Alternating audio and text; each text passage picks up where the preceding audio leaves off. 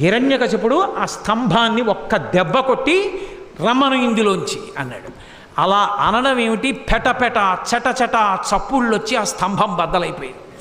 బద్దలైపోయి అందులోంచి ఒక్కసారి విస్ఫులింగములు పైకొచ్చి పెద్ద కాంతిమండలం ఏర్పడి కందులతో చూడడానికి వీలు కానంత భయంకరమైన తేజస్సు ఒకటి బయటకు వచ్చింది.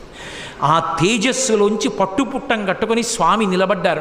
ఇప్పటి వరకు విష్ణుమూర్తి ఉగ్రతత్వాన్ని పొందనటువంటి వాడు అపారమైనటువంటి కోపంతో తన యొక్క పరమభక్తుడైనటువంటి ప్రహ్లాదుణ్ణి హిరణ్యకశిపుడు నిగ్రహించాడన్న కోపాన్ని ఆపుకోలేక ఉగ్రనరసింహావతారమై వచ్చాడని లోకమంతా భీతిల్లిపోతే 33 కోట్ల మంది దేవతలు ఆకాశంలో నిలబడి స్తోత్రం చేస్తుంటే హిరణ్యకశిపుడు ఆ వెలుతురు చూడలేక స్వామి చుట్టూ తిరిగి గదాదండంతో కొట్టడానికి ప్రయత్నిస్తుంటే దేవతలు విడిచిపెట్టకుండా సంహరించమంటే ఒక్కసారి పెద్ద గర్జన చేస్తూ